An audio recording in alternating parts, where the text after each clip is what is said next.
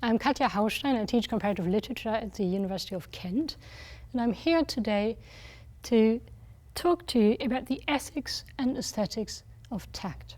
And to give you a better idea of what I mean when I say tact here, I would like to open this talk by telling you a little story. And I take the story from a film that was made by François Truffaut in 1968. The film is called Stolen Kisses, in French, Baiser Volé.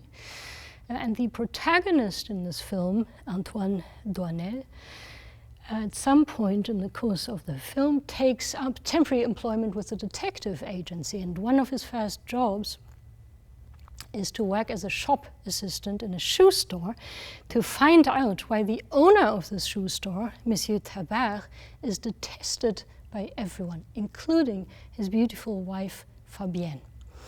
Now, Antoine develops an increasing infatuation with this beautiful lady, Fabienne. He manages to get himself a lunch invitation to their apartment. Monsieur Tabert, who is present at first, then has to leave early. Fabienne sets the music, she pours the coffee, and to make a little bit of conversation, asks, "Do you like music, Antoine?" To which he replies, "Yes, sir." Now, for any one of you who might have seen that film, the embarrassment of the moment is hard to bear. And Antoine, in fact, drops the coffee. He runs off, only to return hours later to his own apartment, where he finds a little present by his door. It is by Fabienne, of course, and there's a note attached to it, and this note reads as follows. "When I was in high school, my teacher explained the difference between tact and politesse, tact and politeness. A gentleman caller mistakenly opens a bathroom door and discovers a lady stark naked. He withdraws immediately, closes the door and says, 'Oh, pardon, madame.' This is politeness. The same gentleman opening the same door, discovering the same lady stark naked and telling her, 'Oh, pardon, monsieur.' This is tact." Now, tact is like compassion or pity, a derivative of empathy. To be able to empathize with another presupposes our capacity for identification. We need to be able to imagine and to feel what the other person feels in order to be able to find a way to alleviate their state of distress. Etymologically, empathy comes from the Greek empatheia, consisting of en, meaning in and at, and pathos, meaning passion and suffering. The German translation Einfühlung, feeling into, further accentuates that idea of identification and empathetic coalescence between the individuals involved. Tact, in turn, comes from the Latin tactus, meaning touch, tactility, feeling, but also influence, beat, or pulse. You can already see that these etymological associations underline the temporal and spatial dimensions of the term tact, the idea of duration, rhythm, and speed.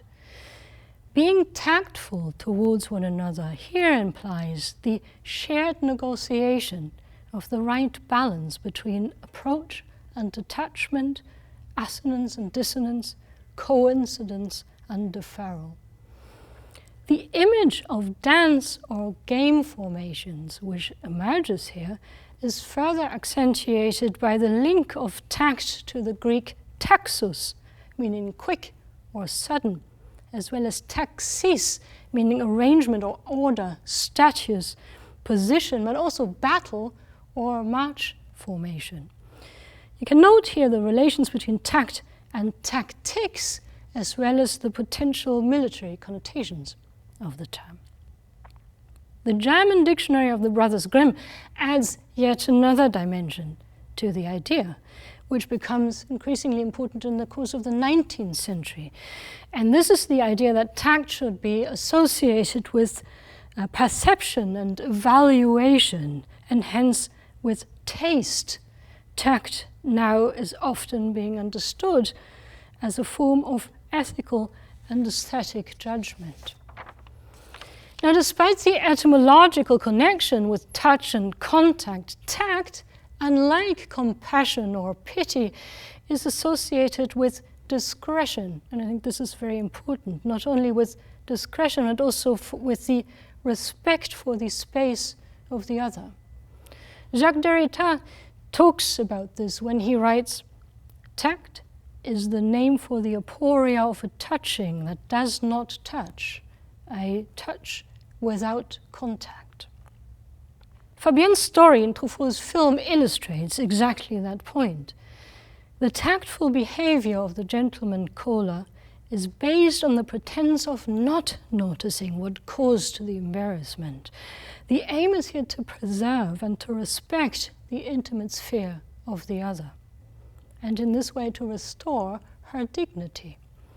Being tactful means, or is essentially defined at this point, by what one does not say. Note the association of tact with the Latin tacere, to be silent and to conceal. Now, I don't think we should confuse this aspect of tactful behavior with denial or even with lying. Instead, I think we should understand this in the sense of a role play, which in order to function needs to be understood and adopted by all individuals involved. The goal is here to mend a face-to-face relationship that is temporarily damaged, to restore what Erwin Goffman calls the normal state between the interlocutors. This cannot be attained or achieved by mere means of politeness.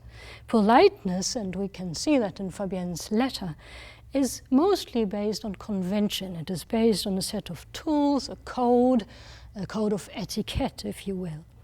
Tact, by contrast, could be described as the individual's variation of that code. It could essentially be defined as some sort of deviation. Tact is situated in between the demands of social roles and their actual execution. Tact organizes the relations between the social persona also meaning in Latin mask, and the intimate self. Its goal, the goal of tact and tactful behavior, is the sparing of someone's intimate self. Unlike politeness, tact is a form of behavior that is difficult to teach or to train. It is seemingly effortless. It must be lived like grace or taste. For tact is based on, I would say, the individual's very high degree of awareness, of sensitivity, and of attention. Tact is, and this is perhaps what Fabienne's husband, the unloved Monsieur Tabar, fails to comprehend, tact is, with Theobald Ziegler, the marksmanship or accuracy of sensitivity. Fabienne's story has attracted the attention of a whole series of scholars, amongst whom Slavoj Žižek and David Caron, but also the writer Haruki Murakami, who dedicates one of his latest short stories to the principle of tact, epitomized in one of the characters called Dr. Tokai. Now, I have dwelled on the example of Truffaut's Stolen Kisses because the film dramatizes one aspect of tact in particular I am interested in my research and that I seek to explore. Tact, Truffaut shows us, is based on a dialectical relationship between nearness and distance, between identification and separation. And its purpose is to determine what we would call, or what I would call, the appropriate distance between individuals. Truffaut's crucial diagnosis is that the key problem of modern subjectivity is not, as we might suspect, the increased distance between individuals, but on the contrary, the very erasure or increasing disappearance of that distance. Now, this observation is also, I think, at the heart of three major theories of tact that were written in the course of the 20th century by three different scholars that are rarely compared and that are perhaps for that reason also at the heart of my current research.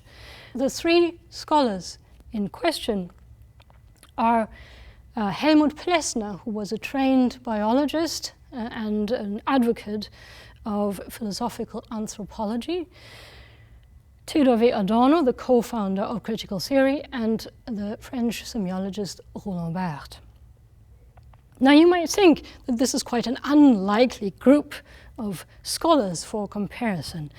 Plessner's and Adorno's periods of intellectual productivity did overlap with that of Barthes in the 1950s, 60s, and even the 1970s, but neither Adorno nor Plessner mention Barthes' writing in their works, nor does in fact Barthes make reference to either Plessner or Adorno in his lectures as well as publications.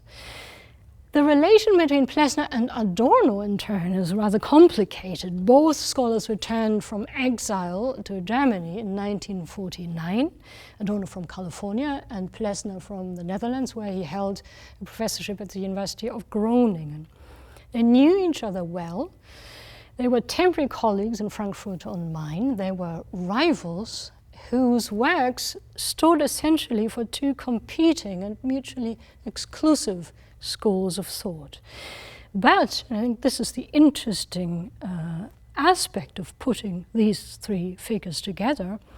The works that I am looking at in my research share a number of similarities that are crucial, I think, when we're trying to think about tact. And one most obvious parallel between the writings of Plessner, of Adorno, and of Barthes is perhaps that the particular texts I'm trying to compare were produced in times of significant social and political change. Helmut Plessner's fervently written essay called The Limits of Community, a critique of social radicalism, came out in 1924. And in this essay, Plessner warns against the rise of social and political radicalism, both from the right and from the left in the Weimar Republic. In Minima Moralia, Reflections from Damaged Life, Theodor W. Adorno contemplates in 1951 the effects of fascism on German society and explores how the smallest occurrences in everyday life can reflect on one of the most catastrophic events in human history. And Barthes, in the late 1970s, in the lecture series he convened at the Collège de France, entitled How to Live Together and the Neutral, experiments, like in fact the Truffaut of Stolen Kisses, with new forms of individuality in the aftermath of 1968. My hypothesis, or the hypothesis that drives my research at the moment, is really that in their writings, all these three authors, Plessner, Adorno, and Barthes, the differences in historical and intellectual context notwithstanding, react to a shared sense of crisis when responding to what I would formulate as the following question. What distance must I maintain between myself and others if we are to construct a community without collision, a sociability without alienation, and a form of individual freedom that may imply solitude but not isolation? Tact, we learn from von Vien's story about the gentleman caller and the lady in the bath, presupposes our capacity for empathetic identification. But the essential function of tact, we also learned from this story, is not to effect identification, but to restore difference and to re-establish a distance between the individuals involved in order to protect and to preserve their dignity. When we revisit these three theories of tact, produced by Helmut Plessner in the 1920s, by Adorno in the 1940s, and by Barthes in the 1970s, we realize, I think, that tact is crucial in times of crises, when established codes and conventions crumble but have not yet disappeared. The challenge is then to develop new forms of communication that enable individuals, in Plessner's words, to come close to each other without meeting and to establish distance without damaging each other through indifference. I read these three texts, or two texts and a lecture series by Adorno, Plessner and Barthes as three variations of what I would call an ethics of indirectness. An ethics of indirectness that is based on strategies of communication that defy authenticity in the case of Plessner, frankness in the case of Roland Barthes, and touch in the case of Adorno. They share a preference of individual difference over communal identification and resist any possible forms of incorporation. The outcome is a kind of non-violent contemplation that is, in the words of Adorno, and this is how I would like to conclude, the source of all the joy of truth. It presupposes that he who contemplates does not absorb the object into himself. A distanced nearness, Nähe and distance. Thank you.